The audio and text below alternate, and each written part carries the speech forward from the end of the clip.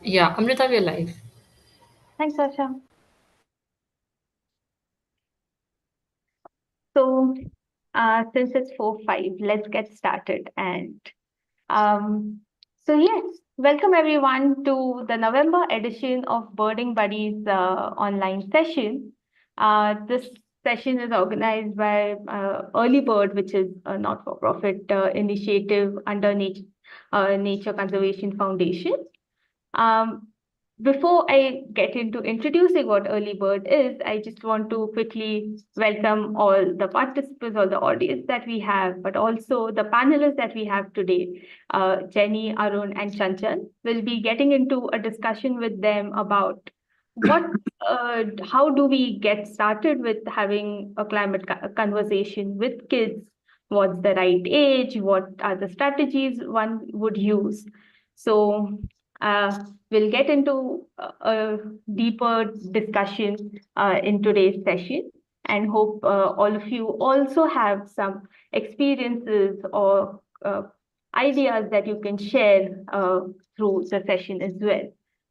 So, yes, welcome again. And before we dive into the panel discussions and all the questions that everyone might have, I would just quickly like to give an introduction to Early Bird and the what this session is about and what you can expect.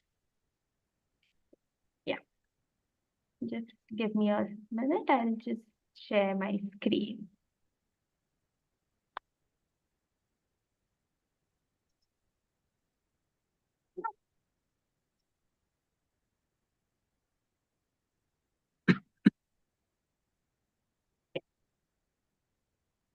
So, what Early Bird is, we at Early Bird, our mission is to make bird watching, and nature education accessible to everyone. And how do we do this? We do this through creating content, through training educators, and some bit of outreach where we directly connect with kids to do online workshops or in-person walks. In content that we do, we have over content and resources and educational material that educators can use in over 10 Indian languages. So there are pocket guides, bird posters, and we'll share a link in the chat and also later in a follow-up email where you can go check them out on our website. And through training, what we do is we train educators, teachers to use materials like the ones that we create or other organization creates, and how innovatively people can get nature to children. So, and this session is also part of this segment where we are trying to uh, have conversations with and around nature education, challenges that educators might be facing, and or different ideas and strategies that can be used by the educators while doing their nature engagements. We have been doing these sessions every once in 2 months, and you can check out the playlist on our YouTube channel. We'll share the link in the chat box for any previous session that you might want to check out. So, so that was for all about the sessions, what kind of sessions we do, and what Early Bird is. And for this session, like I was saying, it is going to be around how the age appropriateness of the conversations we hold around climate change. So, to get started with the discussion, first I would like to invite all the panelists to introduce themselves. But just before that, some housekeeping rules. We request all the audience to keep their videos off because this is going live on YouTube, and just for how the visual and on the live stream appears, we would request everyone to keep their videos off. And to also better moderate the session, we have kept everyone on mute, and you will not be able to unmute yourself.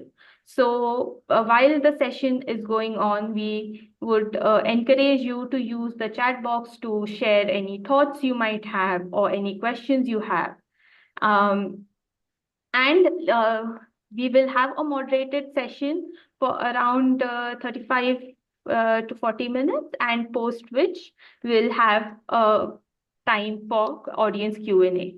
So either make note of your questions or you can type them in the chat and we can take them towards the end during the audience Q&A segment.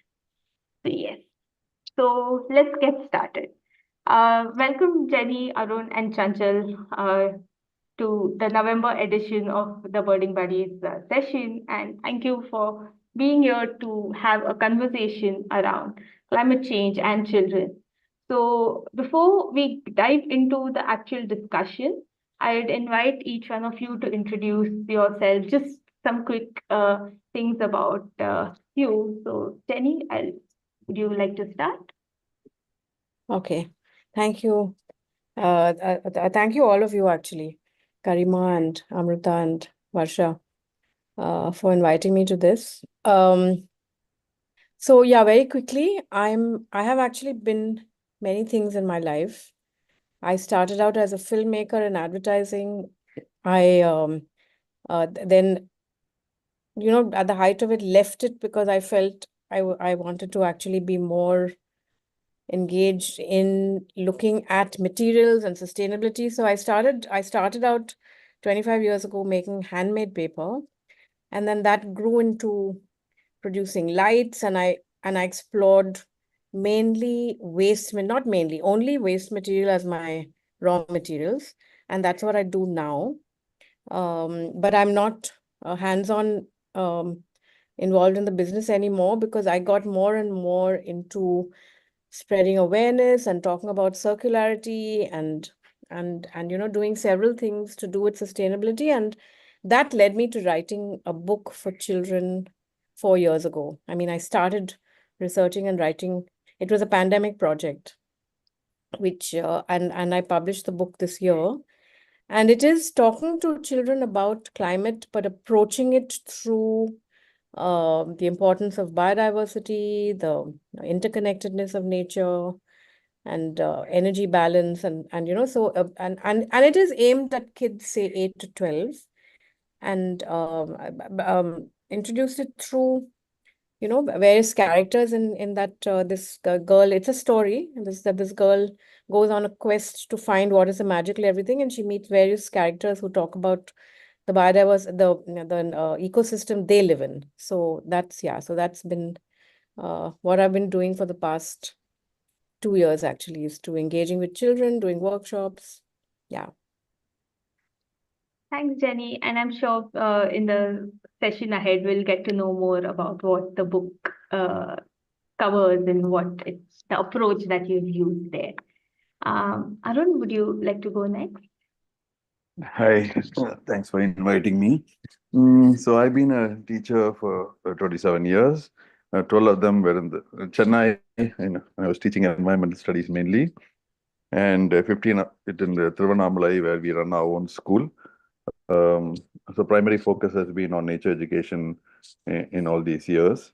We also run a afforestation organization in Thiruvannamalai, so children participate in the afforestation effort as well. In addition to this, for the past 27 years, I've also been associated with the sea turtle conservation program in Chennai, which is primarily a youth-led program. So we have thousands of children participating in the program every year, either just as observers or also as people who hold the program together, young adults as such. So this is the main area of work, engaging with nature and children. Thank you so much, Arun. And I'm definitely sure we'll be knowing more about the school that you are running right now in the session ahead. Yeah. Chanchal, would you like to go next? Please introduce yourself quickly, and then we can get into the discussion.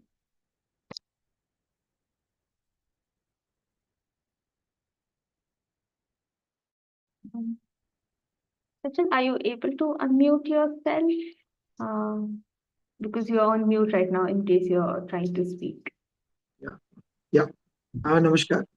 I am 𝗔𝗯ance𝘂𝘁𝘁 from Andaman Nicobar Island. I am born and grown up this Andaman Islands, and I completed 32 years of my teaching. I'm a national award-winning teacher from this island, and I also running a small initiative named Coastal Green Zone for the coastal community and the fishermen of the Andaman and Nicobar Islands, and doing a lot of workshops, storytelling session, and outreach program for the children, and also love to do artwork. That's all. Lovely. So yes, we'll know more about the different kind of activities that Chanchal and everyone else on the panel undertake to do, like to have a talk about nature and climate ultimately. So to get started, my first question to all the panel would be, like climate being a climate change, and it is a very hot topic lately. And amidst the changing surroundings and climate, how do you think you would kind of initiate a conversation about the surroundings that the children have around them? Arun, would you like to take this up first? Hmm. Yeah, I mean, I don't know if I would talk about climate. I would help children engage with nature. I think, as I was saying in our earlier conversation, children do have a natural affinity, to things natural, and so from the earliest of years, they should be, growing with nature, and to facilitate it in whatever way possible. So, as parents, to spend time in nature, as teachers to spend time in nature. So both the schools I've been associated with have this program where the first hour, particularly for small children, is a nature walk, And it's so fascinating how the youngest of children, right, kindergarten children, how every little thing will fascinate them so much. They'll want to know the insect and the twig and the leaf and whatever, and so much time spent in nature from a very young age. And that can grow, that feeling can grow, and it can become also something, that can be an intellectual stimuli because you start making connections. Initially, you're just looking at things, and then you start finding out other things about, ecological connections that you make. And that's the children looking at baby turtles. This other one is bird watching in Western Ghats. So over time, we increase the time spent with nature till a bond which is very strong is built. When such a bond is there, when there is a strong feeling for nature, then a stage comes when you can talk about it. I would like to think that they should be able to understand, the strength to understand the deep impact that we have had on this planet. So they have to be in their middle teens at least, to present such complex things like nature, climate change, and all that. But I think the very important thing also is to make them understand that this impact has taken,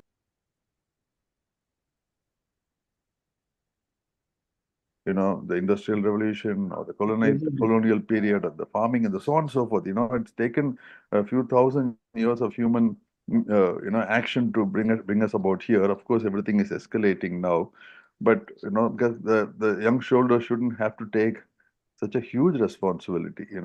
So to say that you are not responsible for all this, it's collective human action over time.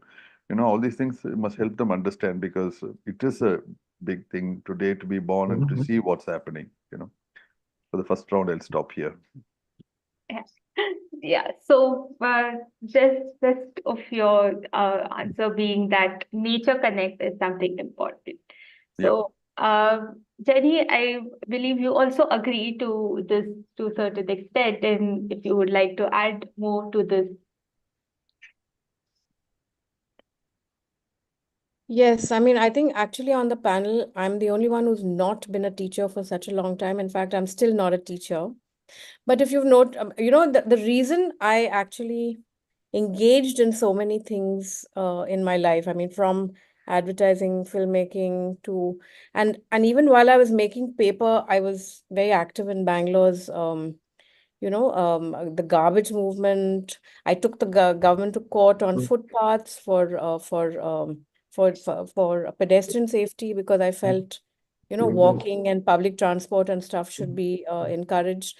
I've been a consultant for sustainable restaurants. So I actually wanted to look at how we as humans engaged with this entire new concept that was coming to us, and every year it's worse, this thing of climate change, ecological destruction. So how do we as people who do normal things, how do we engage with it? And I think my experience was from doing all these various things was that people are beyond, I mean, they're out of their depth looking at it, and everyone's got this feeling of, what do I do about it? And so people prefer not to talk about it, or not to engage with it fully. It's a lot of, so I was, so, which is one of the reasons, of course, I wrote this book. But I strongly believe that, yes, I agree with Arun, that it's got to start early, and the way to start it is by just putting kids in nature at a very young age, because they have a natural affinity and a natural bonding with nature. But eco-literacy is something I feel that should just be consistently taught through every subject, because what we lack is eco-literacy. We don't completely understand what place we have in nature, and how closely connected we are. I know as a species, we're definitely by now disconnected. But how to re-engage, and how to even process this huge thing that's happening around us, which is climate change. I think that is something that only education can do from a very, very young age. From the time a kid is 2 and 3, you've just got to start eco literacy, and then go all the way till the end of schooling and college years. Thanks, Danny. And Chanchal, since you are based on an island, and how in that case there would be a lot of changes that you see around you, how do you initiate a conversation with your like the kids at your school or in the community around the changing surroundings and their surroundings in general? Yeah. The relevance of climate change discussion becomes even more crucial when the children in Delhi are facing the school closes due to the issues like poor air quality. And I feel what's going on with the children. They are in their home. So, by the way, introducing the topic of climate change to upper primary classes requires a simple, engaging, and relatability approach. Keep it simple and the age appropriate through poems, rhymes like this. And just like I would like to read out one small rhymes. Climate, climate, where we go, saving earth, let kindness show. Planting trees and cleaning stream, making earth our happy dream. Climate, climate, big and small, we can fix it, one and all. So I always try to inculcate the value of climate and about the climate change with the younger children or the older kids with story or visuals. So begin with just like a short story, like a children in a coastal village of fishermen community about their life, resources, and how the livelihood affected by rising the sea levels, or a story of a crocodile who has lost his habitat after the tsunami. Okay, and also explain the concept simply or share the local issues affected by climate change and how the climate change impact on the season changes, or sometimes explain the greenhouse effect as a blanket around the earth that keep it warm, but it is getting too thick due to pollution. Also, I try to use terms they can relate to, like weather versus climate, or why summer are getting hotter nowadays. And sometimes through interactive activities like season change observation, ask the children to record the observation of changes in weather, flowering or fruiting season or time, and the pattern, birds and insects movement and habitat changes. Sundarban children are they are doing beautiful season change observation activity through their eco club, and I am associated with them from last 6 to 7 years. And also develop the resource map, making and study the resource map, and show the area prone to floods, drought due to climate change. And also I give more important towards the hands-on activity, greenhouse effect simulation, with the help of a jar, or wrap their hand in the plastic, okay, or in the jar, under the jar I put light, they feel the warmth and connect with their life. Also discuss how the climate change affects Andaman Nicobar Island, entirely surrounded by the mangrove ecosystem.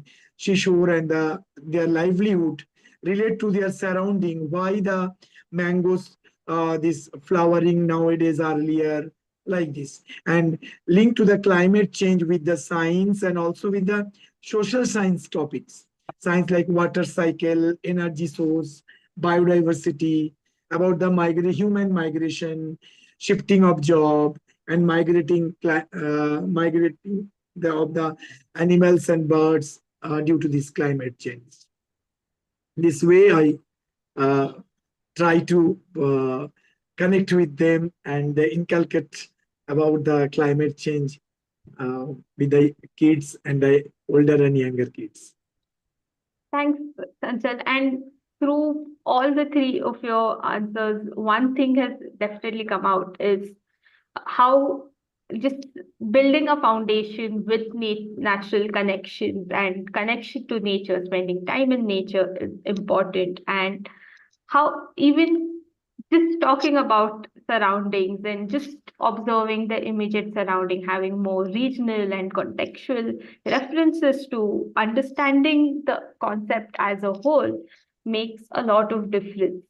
And kind of picking up on something that Arun was mentioning, how he wouldn't kind of talk about climate change right until a certain age. And just actually before getting to that, there's one question which kind of I wanted to ask is, what, like, climate change as a concept seems to be very dark and gloomy, kind of a very generally has a very doomsday approach.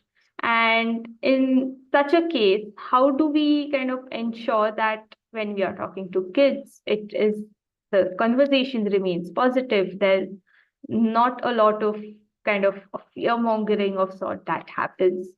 And like a follow-up question to this itself is, if this kind of a situation arises where we are talking about climate change, and there is like an eco anxiety and eco grief that gets sets into the conversation, then how do you address it? Jenny, would you like to start on this one? Thank you. There is actually nothing really positive about climate change. And we all know, whatever age we are, that it's really not in our control. So there is bound to be anxiety at any age, whether it's children, whether it's adults. I mean, I have anxiety about it as well. When I think of, I'm now a grandmother, and when I think of my grandchild and her generation, there is anxiety. But I think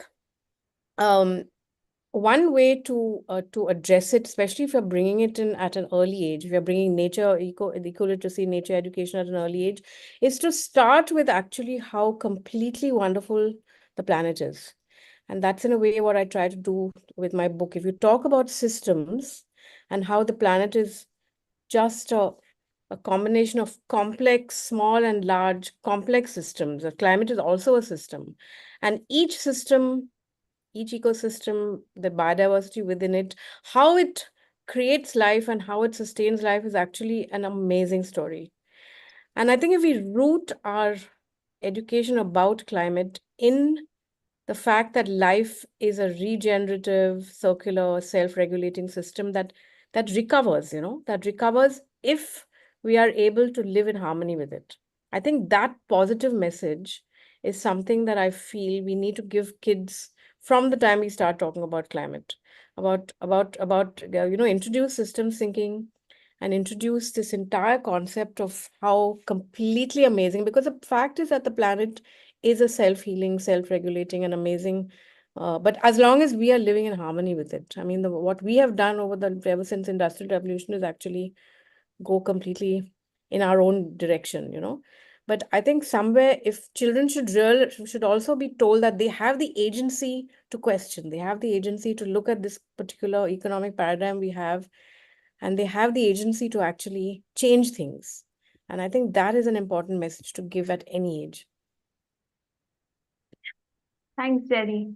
Sanjay, would you want to go next and tell us how you would kind of deal with, how you would try to keep the conversation positive when it comes to climate change? And if at all it isn't a way out, then how do you address the eco grief and eco anxiety that comes into picture?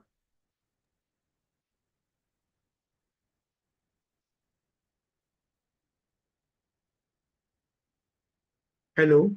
Yeah, Sanjay, we can hear you now. Yeah. Talking to kids about the climate change, I think require a balance of honesty, hope, and the actionable steps. And for younger children, and I always prefer focus on a simple concepts like taking care of nature, taking care of our Mother Earth, and how changes in weather affect the plants, animals, your pet, and also the people. And for the older kids, and because I'm in school handling both the students from 6 to 12. Okay, so for the older kids, introduce more detailed information about climate change, emphasizes causes and effects in which they can relate to, such as changes in their, especially the local environment. And I always try to start or introduce or start any workshop with positive. Highlight the beauty and diversity of the natural world. Explain why protecting it is important, why we protect our surrounding or the beautiful biodiversity. And share examples of how people are successfully addressing the environmental challenges like planting trees or using the renewable energies, and also discuss what climate change is and why it is happening. But I always avoid more complex issues or alarming data with the kids. I always try to use visual aids, stories. I always focus on stories because stories of the tribals, as you know, a lot of tribals people is there in Andaman. They have their story. I collected a story from different places and translate in Bengali, Hindi, or English, and communicate the story and share the story with them. And also analogies to make a topic more interesting. And also focus on solution, not to give the blame game. ये किया वो किया उसने किया, this is not my work, वो करेगा ये करेगा. So how we reach the solution, so and show them how the small actions, chota chota काम, like the saving the water, planting trees, reducing use of plastic, recycle, reuse, repair, rethink, and we can make a difference. and discuss the innovations like solar panels and the using of the public transport, making the community garden to inspire them. Also encourage connect with their nature, spend time with the outdoor with them, or with any the local this heroes making a difference, or any this people those who are practicing the traditional work. Okay, and more focus to spend outdoor, and building a bond with the nature fosters a sense of responsibility. This is my biodiversity, ये मेरा area है, how to conserve it, it is my duty to protect it. तो ये sense मैं बच्चों के अंदर always try to develop. Yes, from what Chanchal said, and also a bit from what Jenny was mentioning, like a balance between just introducing the idea, but also bringing in hope and positivity in what actions we can take.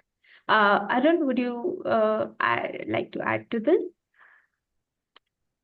I have a different take. It's very difficult to feel hopeful, you see.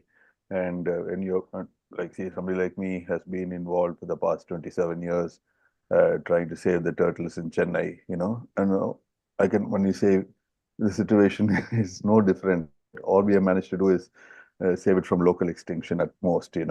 One cannot forget the global reality. So we have been planting trees, we have planted lakhs of trees, we have brought a forest alive locally.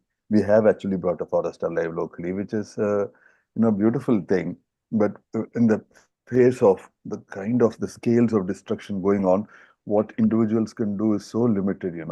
I'm not saying so. Our lives are filled with positive action, and children are associated with all of this. But one cannot take away the fact that what is happening on the global scale is frightening. There is no escape from. If anybody really understands the situation, that they feel fear. I would say if children are feeling fear, then they are thinking right. You cannot dupe them into thinking, no, listen, by doing few things, we can set things right. We can't. There has to be a serious resetting. But ideally, I would think we humans need to go, which we can't facilitate happening. But I think this is really a global scale problem. But having said that, what can an individual do? There are things that we can do within our capacity, because we can only act from ourselves. We can't influence the world. We can try and influence the world, but we can only act from ourselves.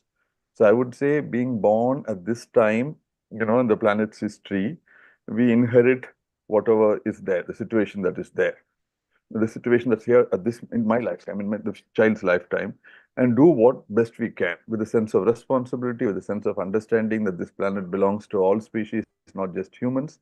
So what can I do there?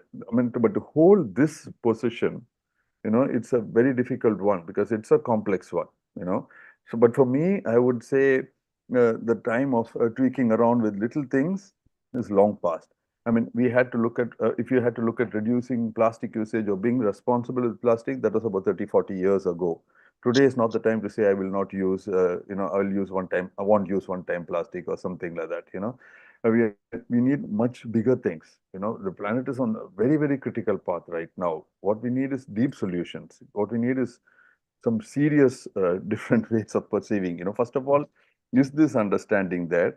So the thing is, like, having been an educator and having educated and having inspired, or what should we say, influenced children to become conservationists, or has happened.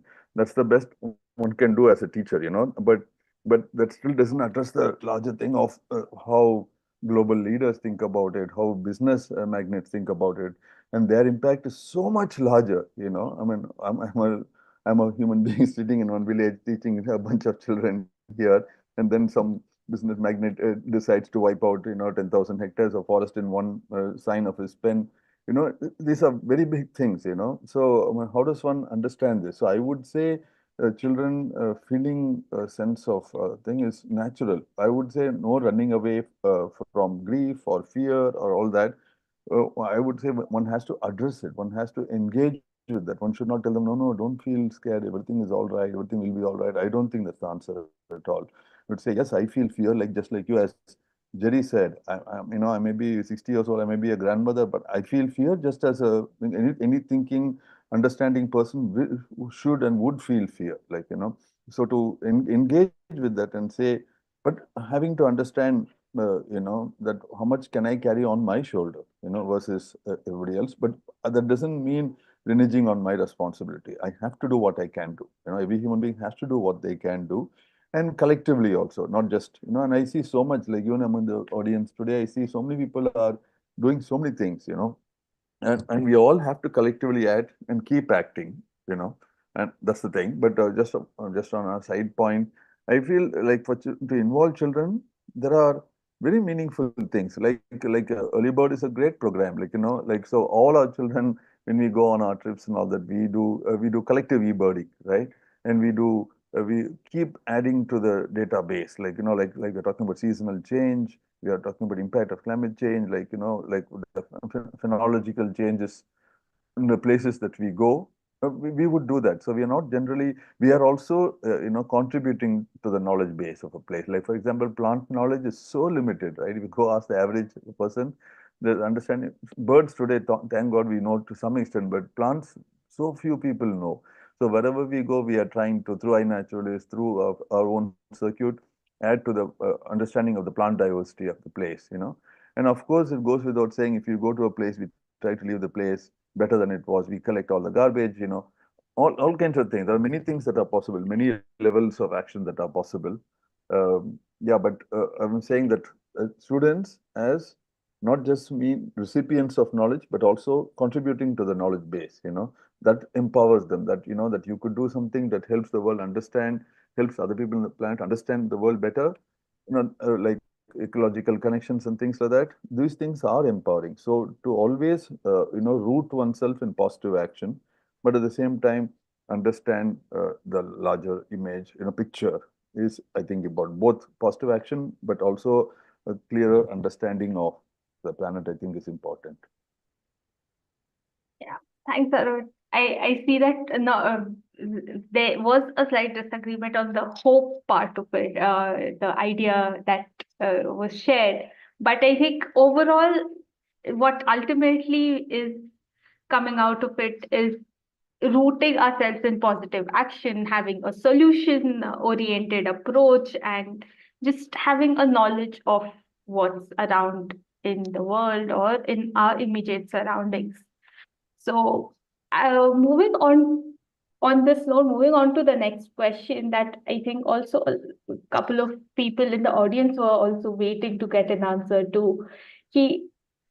While we are talking about this, and while we hear it's like a adult audience level where we are discussing this, but ultimately we want to talk to this to children, and then what according to you is like a age appropriate way to talk about this, like any strategies that you might have used or any activities or ideas that you have done.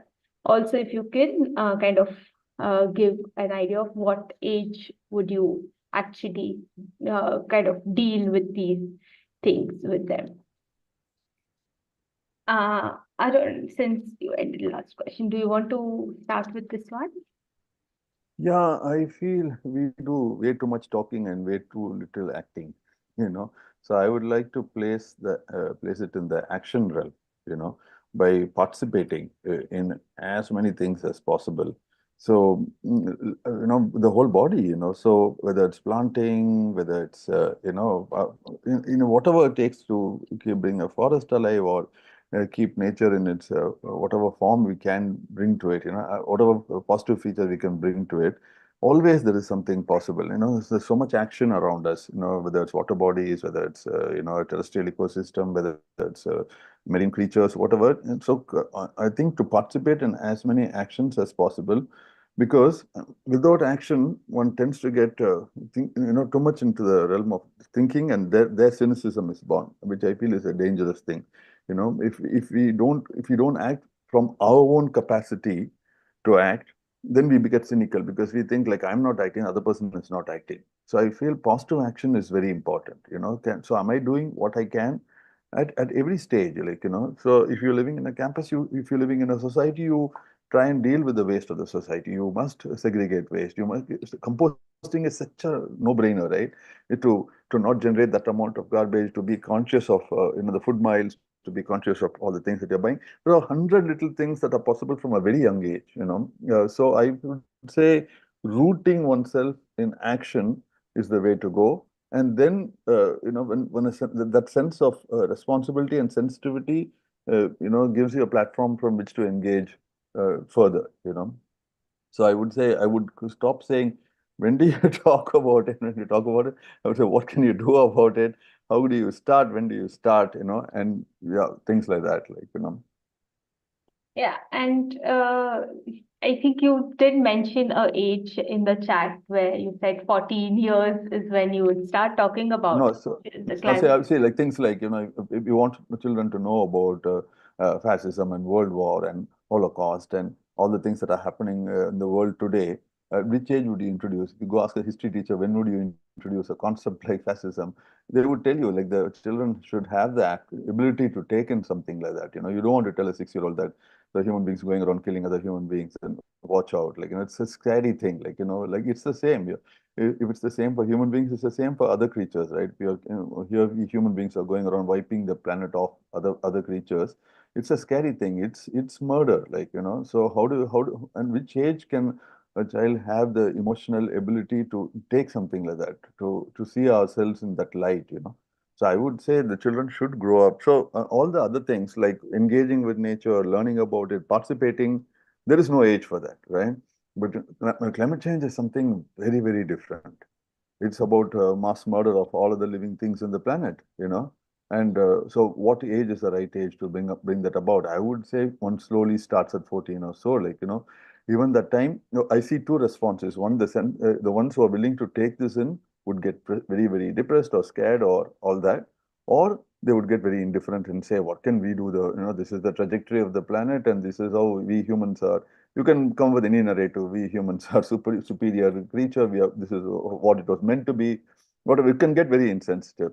So to walk that line where you understand the complexity, but at the same time don't feel disabled by it. So how does one hold that? It's a critical one. So I feel such a complex thing should be gradually done after I would say start at 14 or so. I would like to hear the views though. Yes. Jenny, would you like to take this conversation forward? Amrita, I think at this stage, can we show the Yes. other slide that I sent you? No, right now I'm actually in Bali where my daughter lives and my granddaughter goes to school. And I interacted with my book with students and teachers in the Green School in Bali, which is, yeah, I mean, like its name, it's actually quite a well-known school and about their approach as well. And the Green Studies teacher gave me this, and in fact, I'd love Arun and Chanchal to react to this. So they have this stages of environmental readiness, which I'm actually quite happy to share with the teachers on this who are here with us today. Talking about like for instance the age of from the age of 3 to 7, they feel that emotionally kids think about their immediate surroundings, their home, the people in their family, the animals that are around them, and they feel that this is and this is based, by the way, on research and a very a famous environmentalist, environmental teacher in the US called David Sobel, whose website is really good, and I would also suggest those of you who have the inclination to. He has a lot of very good articles and books. He's written tons of books, and I found lots of what he says quite useful.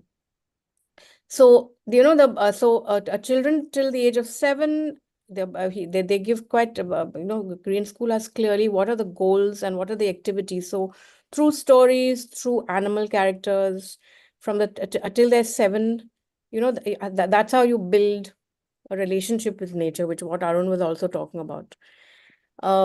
You go on to teaching about the landscape, and they say children between 8 and 10 start wanting to take responsibility for things in their surroundings. So you grow up. So in green school they have animals. They have farm animals. They of course they compost.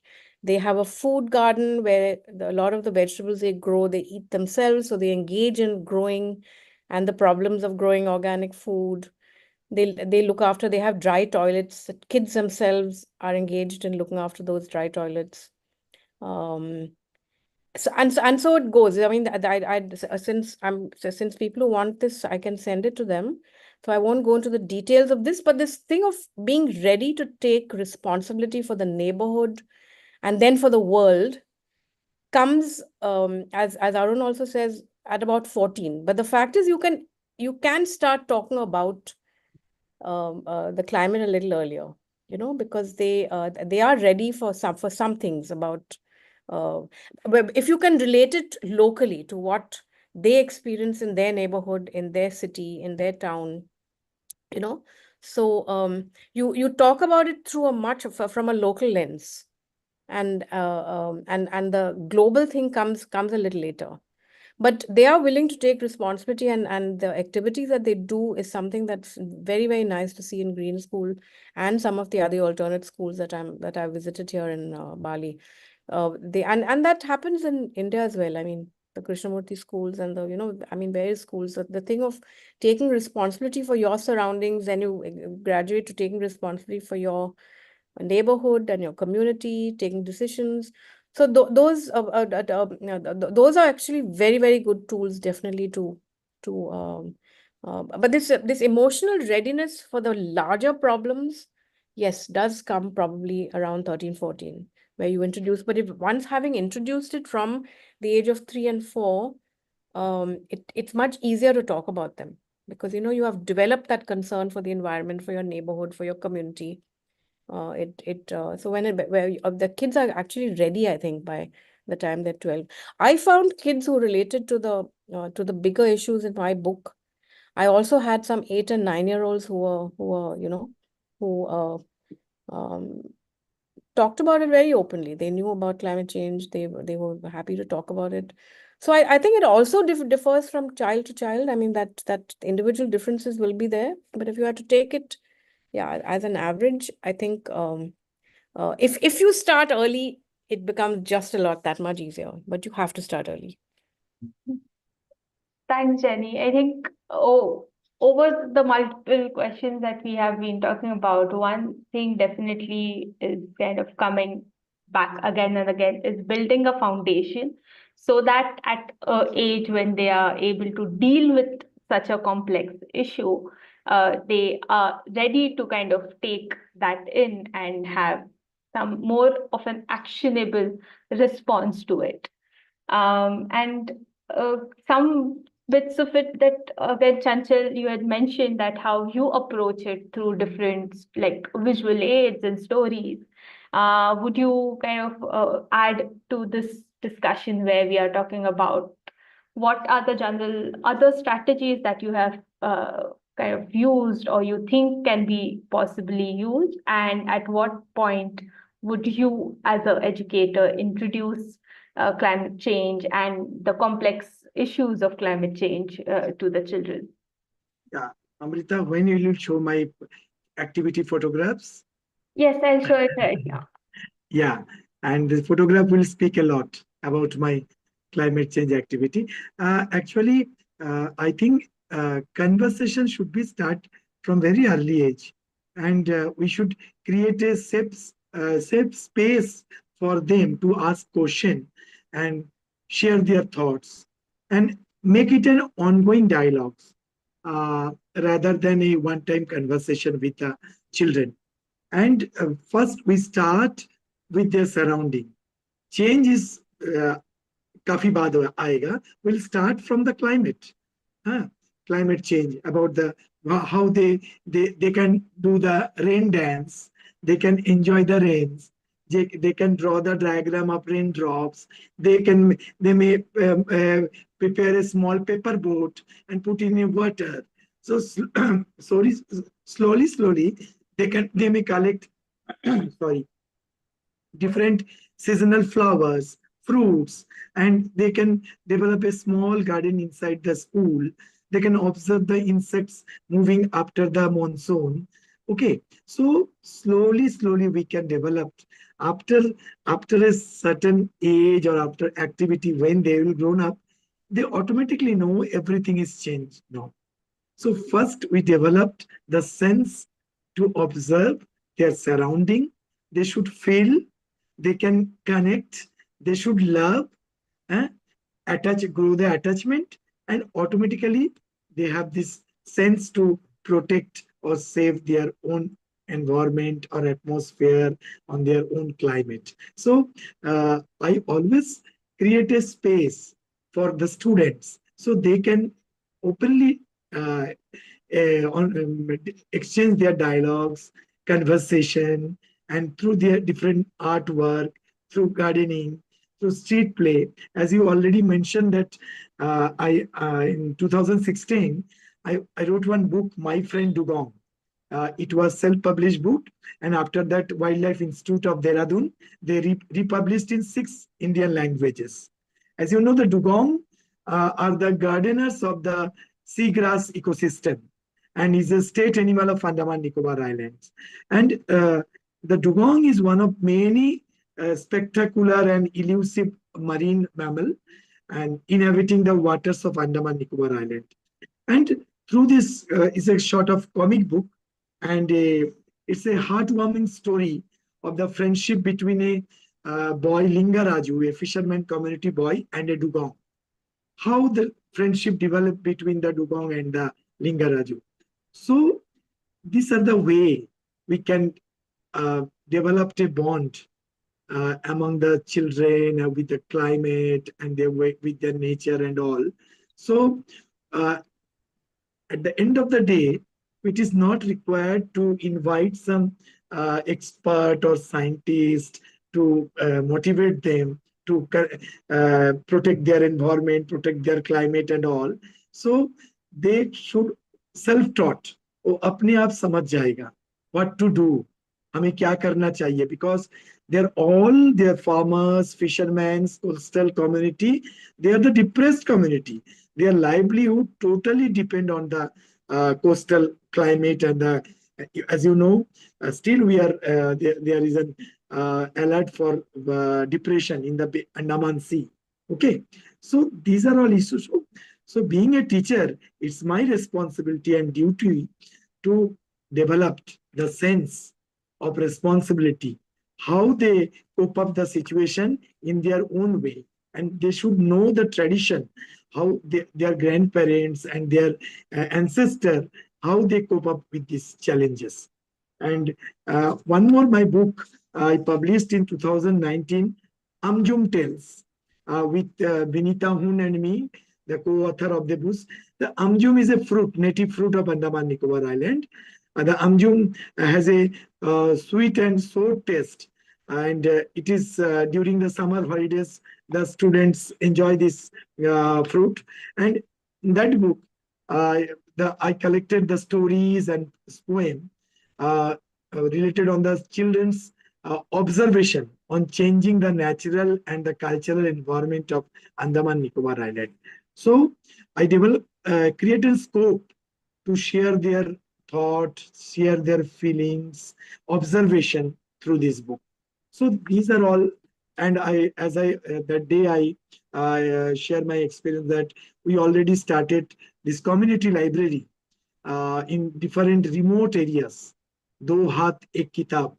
So where students get a lot of books related to this climate, environment, and they may connect themselves with the remaining the part of the world, how they are facing, how they are channeling this, what are the challenges or all. So my main objective of my activity or theme to develop this connection and their stewardship among them to cope up these all problems or challenges. Thanks, Chanchal, for sharing so many different ideas on things that educators in the audience can take up and try out with the kids. I think while you are answering this, you mentioned that you would introduce or start talking to kids and with the connections of nature, saying that it can be done at a very early age. And there's a question for you, Chanchal, asking what, according to you, is a very early age? Like, what age are you talking about when you say that? See, from primary classes, we can start with rhymes, with stories, with small activity. They can draw the pictures of cloud and all in the dry leaves. They can make the paper boats. Okay, they can feel this the temperature and everything all. Okay, the climate. Yeah, So, yeah. through storytelling. Yeah. So, and a great thing that Chanchal mentioned is creating a space to have conversations, exactly. to have questions, and all of this. So, I think since we have a lot of, this is a space that we also want to encourage the educators to ask questions to the panel. We'll take some questions from the audience that we have. The first question being, if you can give some examples of leaders that you that are like to show someone walking the talk on environmental and ecological sustainability. They say that not Gandhiji as he is dead, or if you can add more about any examples of societies that are living within the natural limits. Any one of the panel, would you like to answer this? Some examples of leaders or societies who are talking the walk about environmental and ecological sustainability. I always invite the grandparents of the children.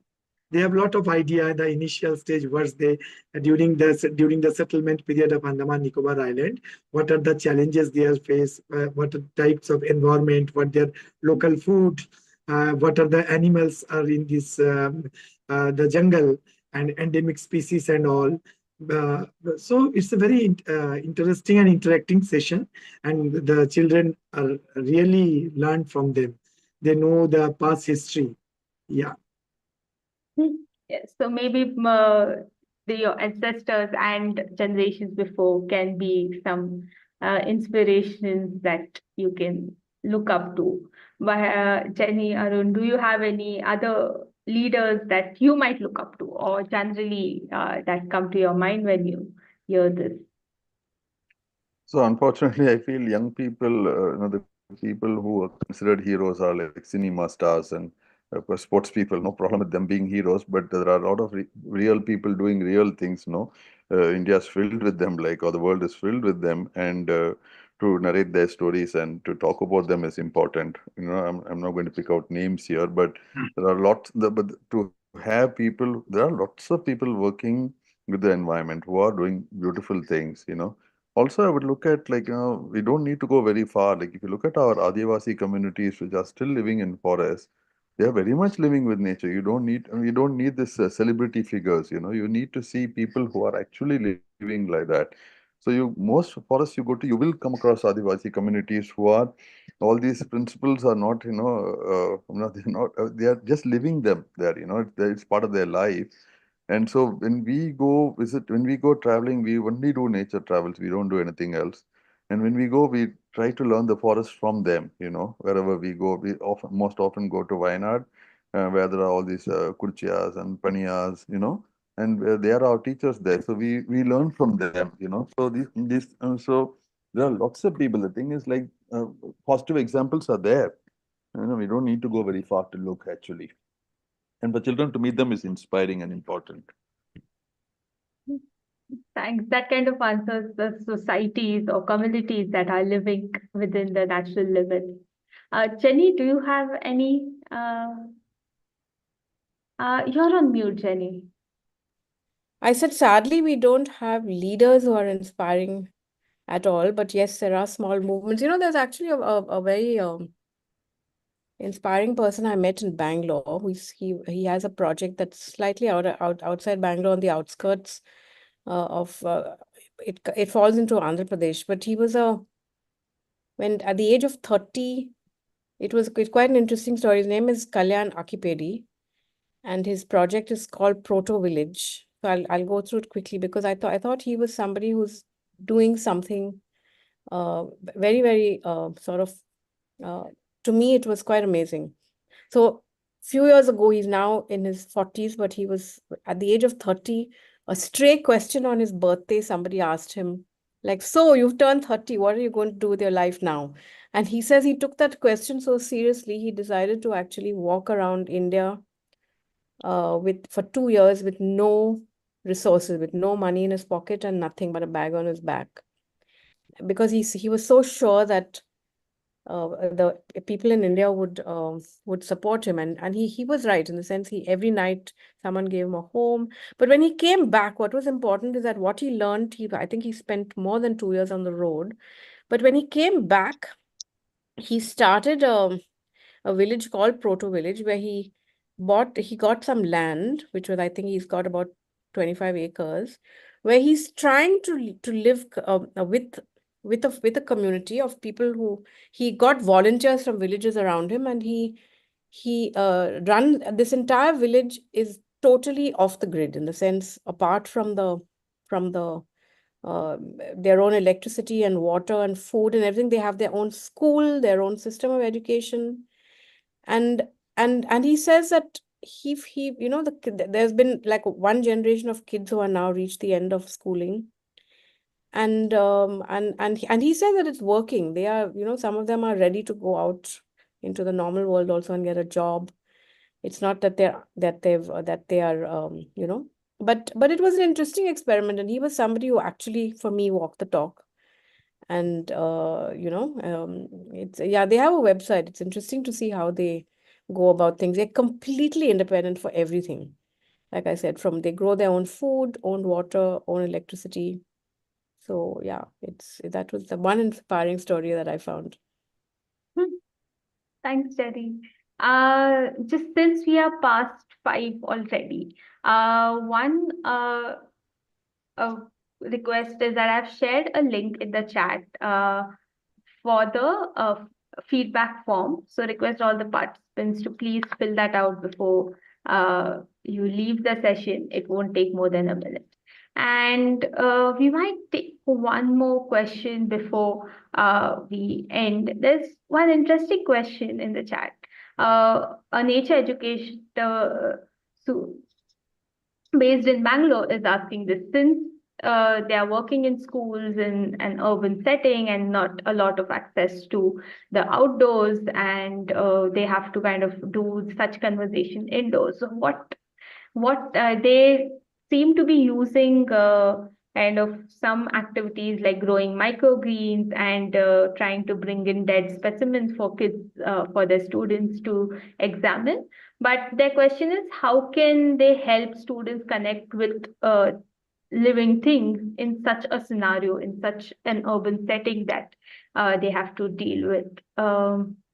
Anyone of you, Jenny, Arun, Chanchal, anyone of you would like to take this up? Thing is, we are where we are, right?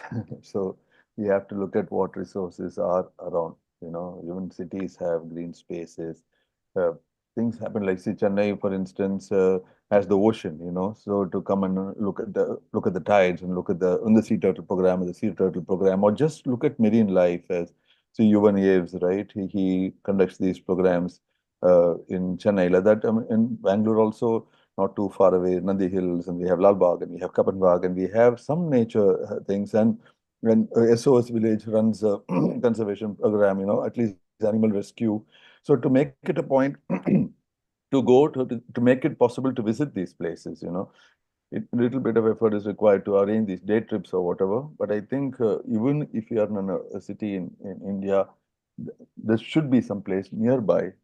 If this is not happening on an everyday basis, it can happen at least as a planned thing. But on an everyday basis, even if you're completely in the city, try to have potted plants and grow things and observe things from like climate or whatever, seasonal changes, birds or whatever. I think to use whatever opportunities are there, in any which way to connect with nature, I think is important.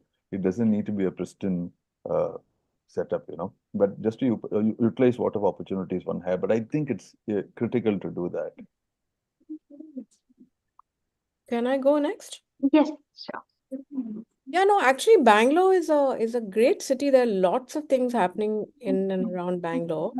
I mean, and each city has its own bioregion in the sense for children in a city to know where does your water come from? Where does your food come from? How does it come to you?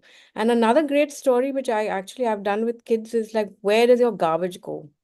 You know, to examine the kind of consumption we have, what we throw away, and where does it go? How much of it is really, well, you know, all of us say recycling, recycling.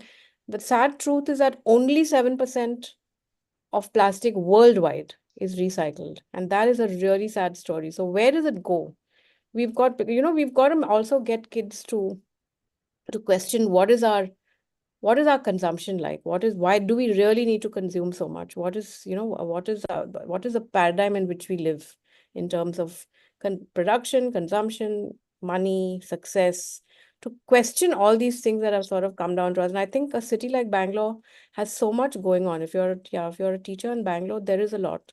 I mean, food is another nice way to bring children into various ecological problems, soil health, where does the water come from? How does it get to us? You know, where does the food go in the sense, are we eating? How much local are we eating? Where does our food come from? Things like that are actually, there are lots of things that you can do. And all these are good gateways to talk about climate change, our paradigm of living, you know. Sachin, do you have anything to add to this question of what one can do in an indoor setting to connect kids to nature?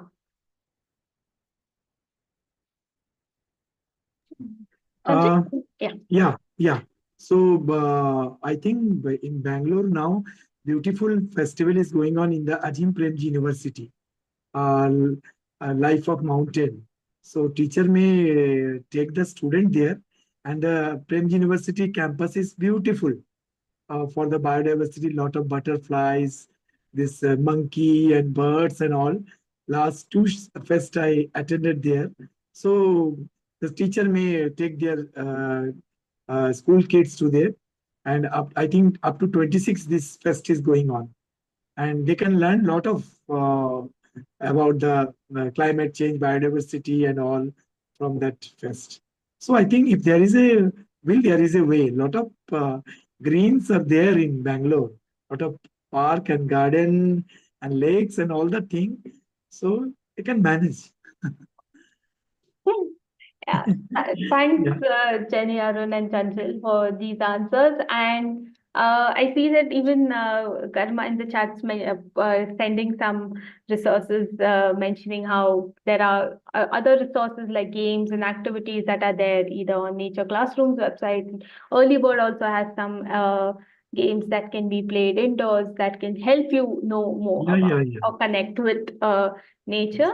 And for some activities which are more kind of more towards a sciencey and more of an observational kind of a thing. Season Watch has a climate like a handbook for climate educators and climate education. So it has some activities that teachers can also take a look at.